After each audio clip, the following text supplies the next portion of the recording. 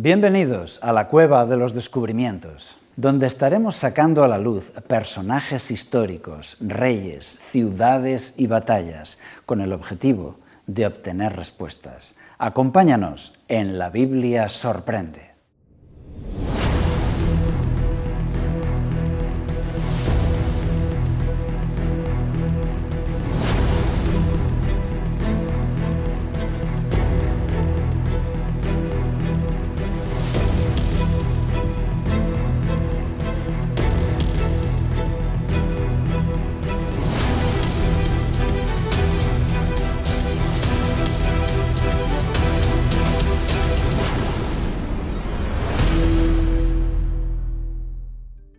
En el programa de hoy veremos: ¿quién fue Alejandro Magno? El sueño de un mundo unido. Babilonia, capital del mundo, cumplió las profecías bíblicas. Las mejores coronas del mundo y sus dueños. Y nuestro apartado especial Rompemitos, el ecumenismo, el mundo unido por fin, luz o engaño. Bienvenido a nuestro programa La Biblia Sorprende, un programa donde la Biblia, la arqueología y la historia se funden para que aquí estemos descubriendo cosas que pueden impactar nuestra vida. El historiador francés Marc Bloch dijo que la historia es la ciencia del hombre en el tiempo. Y así es, porque descubriendo los vestigios del pasado podemos entender nuestro presente y arrojar luz para tomar buenas decisiones en el día de hoy. Alejandro el Grande. ¿Por qué llamamos a una persona grande? ¿Por qué se llamó Alejandro el Grande? Alejandro, llamado el Magno, con solo 20 años, salió con un pequeño ejército de su país, de Macedonia. Y en solo 13 años había conquistado todo el mundo conocido. Avanzó conquistando Palestina y Siria, luego Egipto, conquistó Anatolia, Persia, Oriente Medio, llegando hasta la India. Al llegar a la India, ya su ejército se amotinó. Le dijeron: Alejandro, no queremos ir más lejos, nos paramos aquí. Y él, Alejandro, decidió que iba a hacer de Babilonia la capital del mundo. Fue a Babilonia y decidió organizar el mundo de esta manera. Babilonia sería la capital eterna, sede de la cultura y la filosofía, para todo el mundo. Y en las 7 provincias estarían gobernadas por 7 ciudades, que cada una se llamaba Alejandría. La Alejandría de Egipto permanece con este nombre hasta el día de hoy. Él fue una persona peculiar, no solamente en el terreno militar. Él tenía una filosofía, él tenía una idea en su mente, la cual llamó ecumene. ¿Y en qué consistía ecumene? Él había sido discípulo del gran filósofo griego Aristóteles. Aristóteles fue el que le educó desde su infancia. Alejandro imaginó el mundo gobernado bajo un solo trono. Desde allí, él podría gobernar al mundo conocido de forma que tuvieran una sola filosofía, un solo gobierno, una lengua y una religión. Eso, pensó él, que haría la paz universal, una época de felicidad y de cultura que podría durar por siempre. Sin embargo, había una profecía que desafiaba ese proyecto de Alejandro. Y era la profecía de Isaías capítulo 13, versículos 19 en adelante, donde dice: «Y Babilonia, hermosura de los reinos, gloria y orgullo de los caldeos, nunca más será habitada, ni se morará en ella de generación en generación». Esta profecía decía claramente que la gloriosa ciudad de Babilonia iba a ser ruinas y se iba a quedar en ruinas para siempre, jamás sería reedificada. Solo vivirían ahí algunos animales del desierto. Y aquí tenemos 2 ideas enfrentadas. Por un lado, la profecía bíblica estaba diciendo que el destino de Babilonia era la destrucción para siempre. Y por otro lado, Alejandro Magno, rey de todo el mundo conocido, que decreta que Babilonia va a ser la capital del mundo. ¿Y quién va a tener razón? La historia se encargó de demostrarlo. Cuando Alejandro se replegó en la ciudad de Babilonia, hizo su entrada en una procesión gloriosa montado en un carro tirado por un elefante, y desde ahí se puso a organizar su reino. Antes de un año, Alejandro estaba muerto. Porque Alejandro era un hombre soberbio y engreído, y él era dado a los excesos. Y con tantas fiestas y borracheras, él cogió una fiebre y murió de eso. A partir de ese momento, sus 4 generales principales se disputaron el reino, se dividieron el imperio y nunca dejaron de pelearse entre sí. La ciudad de Babilonia, después de sufrir muchas guerras, fue totalmente destruida.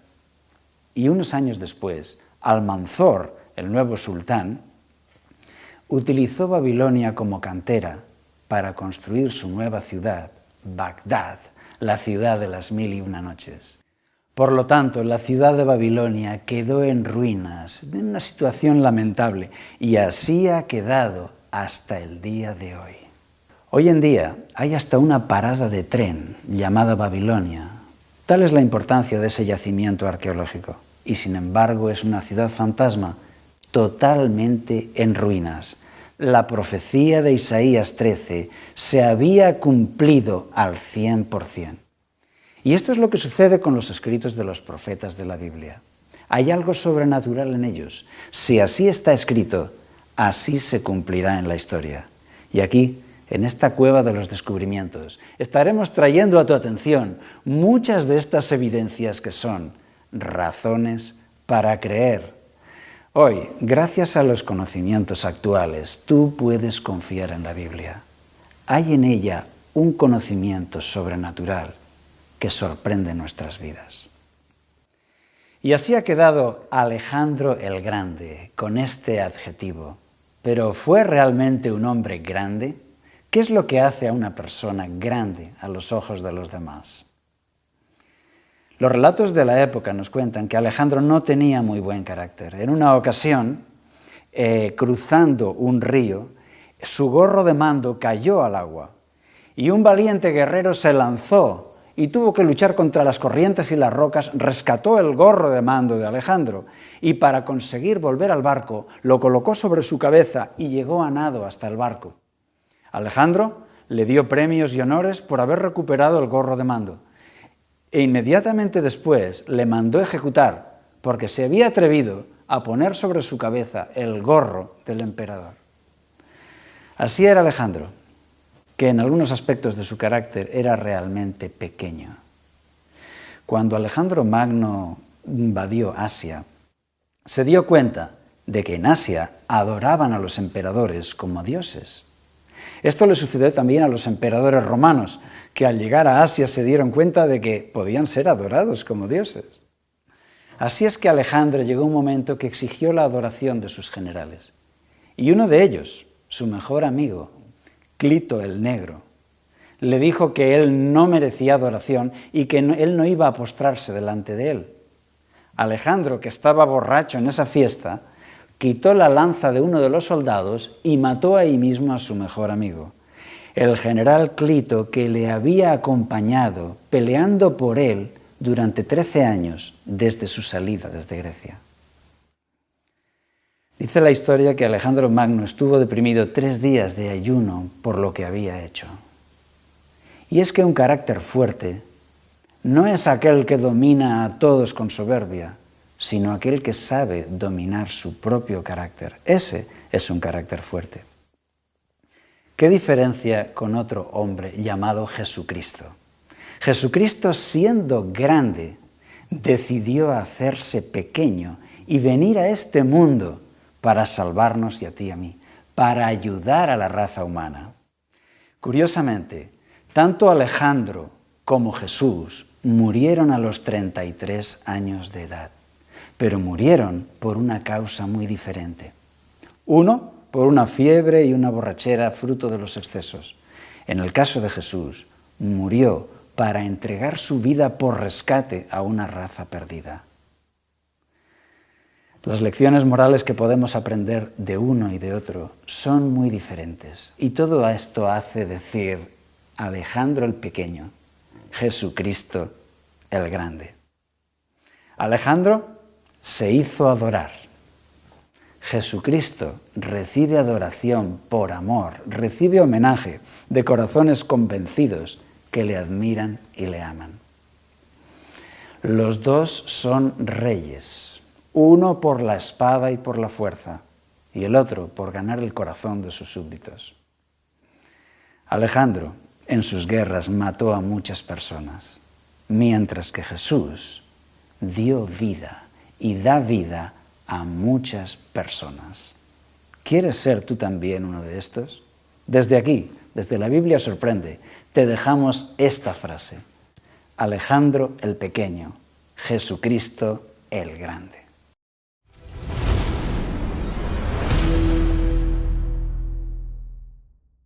La corona es un objeto ornamental para colocar sobre la cabeza e indicar victoria o poder real. La corona de Alejandro Magno era un sencillo arreglo vegetal, parecido al que usan los vencedores en los Juegos Olímpicos.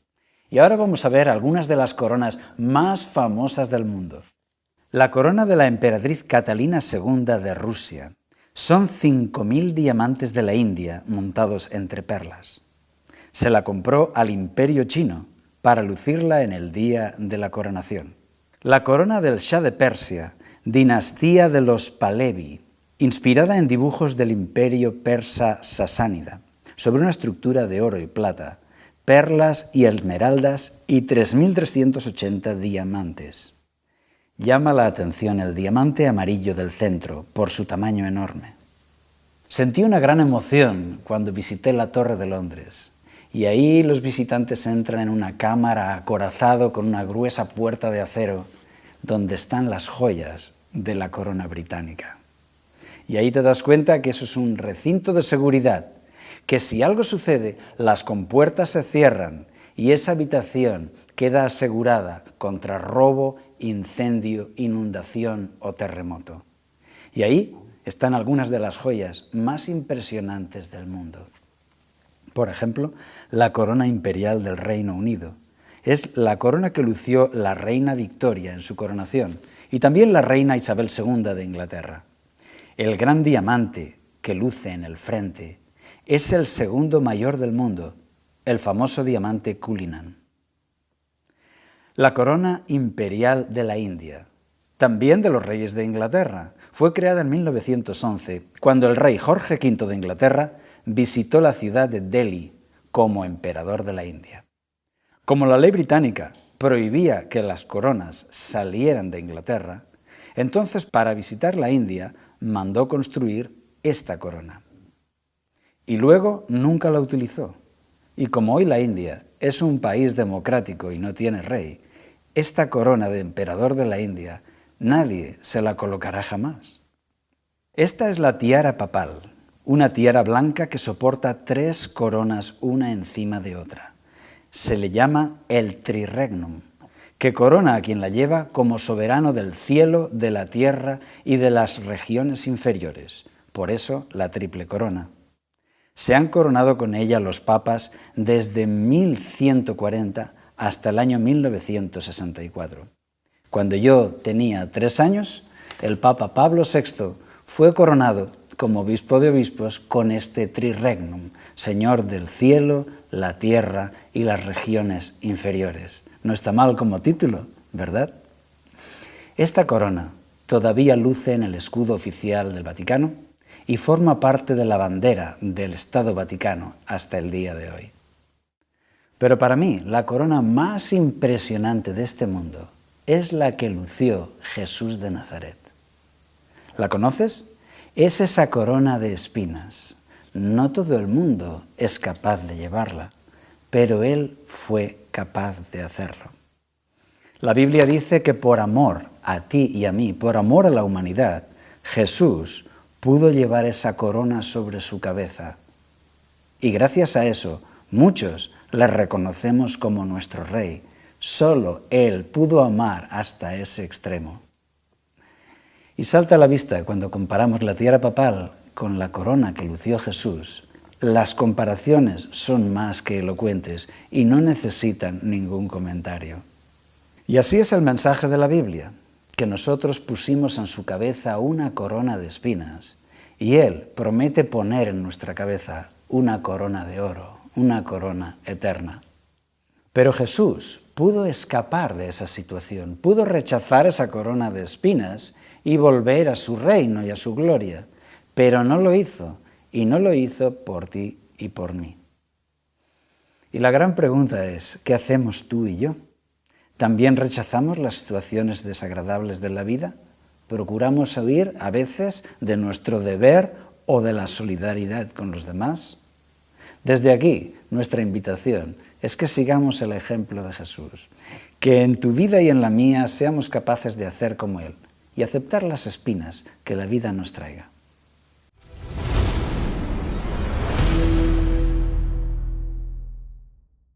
Bienvenidos a este espacio que llamamos Rompemitos, donde ponemos a prueba, con la razón y con la Biblia, los mitos propios de nuestro tiempo. Y en este caso hablaremos del ecumenismo, ese movimiento internacional que tiene como objetivo la unión de las religiones. Era el 14 de enero de 1969, en Turquía. El Papa Juan Pablo II se reunía por primera vez con el patriarca ortodoxo Demetrio I, una reunión al más alto nivel. En esa ocasión, el Papa Juan Pablo II dijo: «Es mi firme convicción continuar en la unificación de todas las religiones para un mejor acercamiento entre todos los hombres. No será hasta que las religiones se unan que el ser humano encontrará la paz». Y la Asociación Espiritual para la Unificación del Mundo Cristiano afirma que su objetivo es crear un mundo ideal a través de la nueva era y el establecimiento del reino de Dios en la tierra por la unificación de todas las religiones. Los textos que ellos usan son, por ejemplo, el sermón de Juan 17, donde dice Jesús en el versículo 21, «Para que todos sean uno, como tú, Padre, en mí y yo en ti, que también ellos sean uno en nosotros, para que el mundo crea que tú me enviaste». O en 1 Corintios, donde se dice que no haya entre vosotros divisiones. Entonces la comprensión de este movimiento es que todas las religiones deberían unirse y no tener diferencias. Pero el peligro, entonces, es mezclar verdad con error. Verdades del Evangelio, escritas claramente, palabras de Jesús, mezclarlas con filosofías humanas que abundan en algunas religiones. E incluso el paganismo se ha infiltrado, el sincretismo con doctrinas antiguas de religiones paganas. Todo ello no puede ser unido en una sola religión, la verdad y el error, el cristianismo y el paganismo. Al contrario, cuando leemos la Biblia, vemos que aquellos apóstoles, aquellos hombres de Dios, fueron muy claros para contraatacar los errores doctrinales. Fueron inflexibles con la mentira, inflexibles con las falsas doctrinas, y les llaman anticristo, les llaman anatema y utilizan palabras duras para condenar esas infiltraciones de mentira en el mundo de la verdad. Por ejemplo, Efesios 4:14 dice: «Así ya no seremos niños fluctuantes, llevados por doquiera de todo viento de doctrina, por estratagema de hombres que para engañar emplean con astucia las artimañas del error».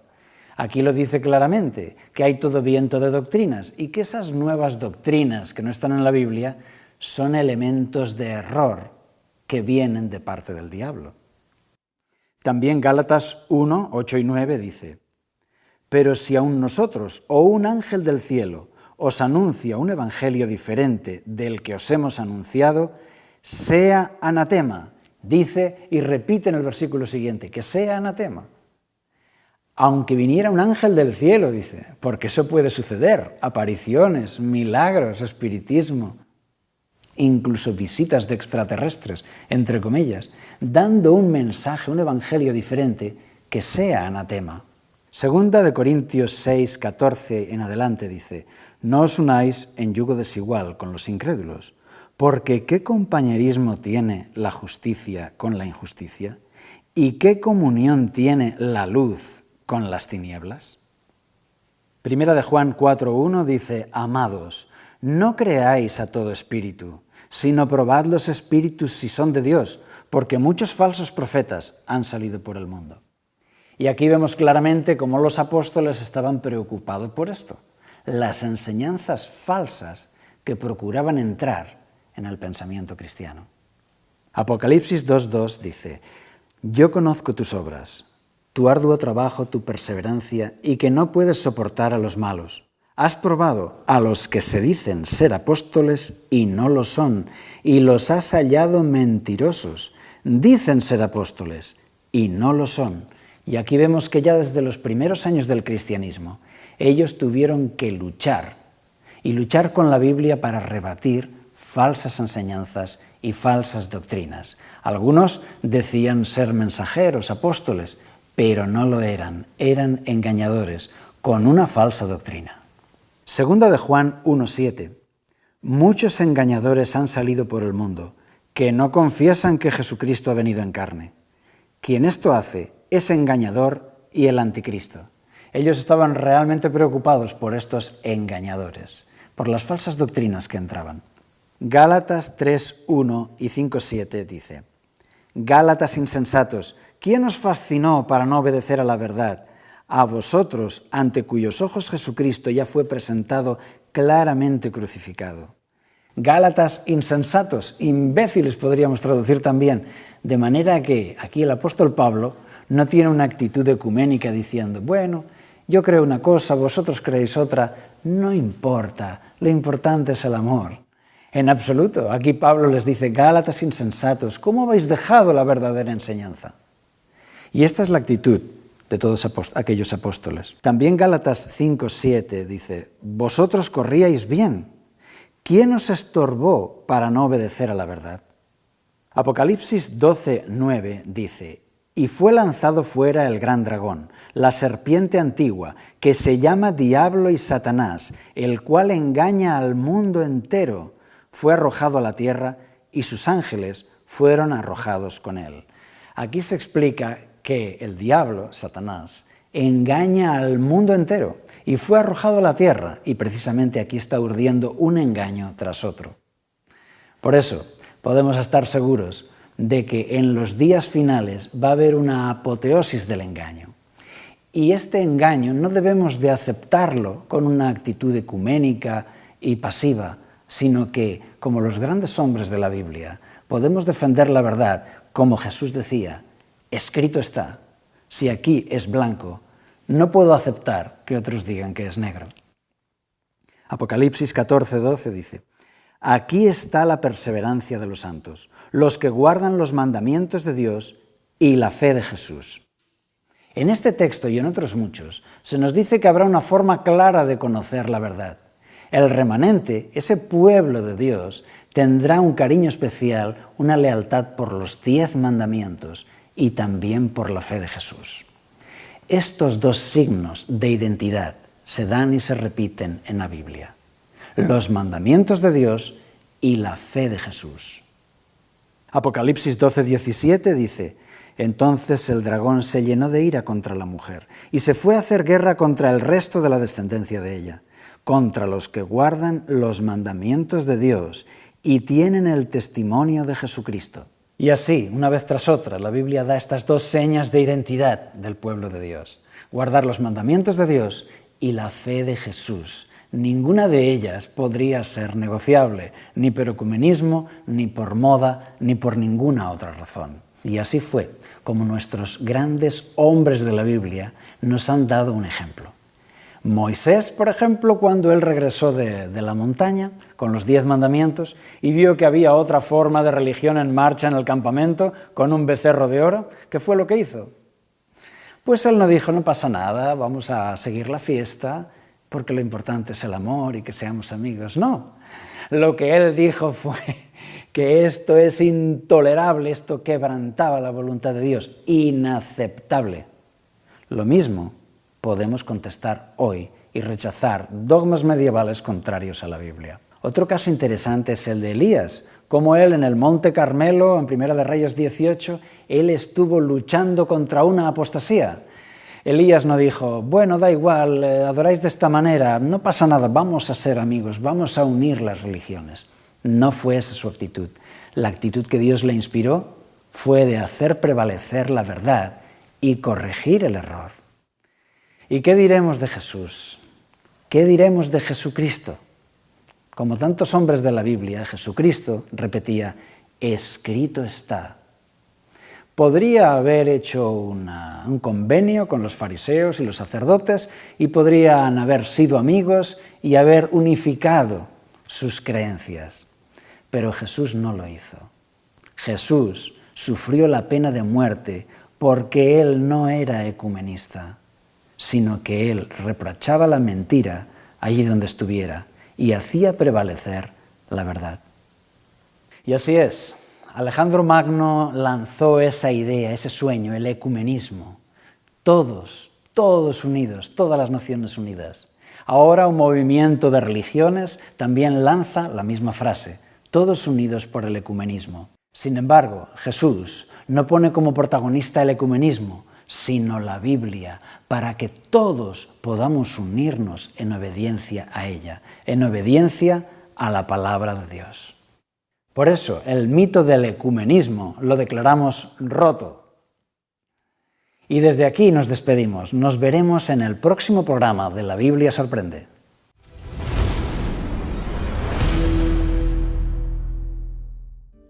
En este programa aprendimos: Alejandro Magno y Jesucristo lucharon por ser reyes, pero con motivos diferentes y resultados opuestos.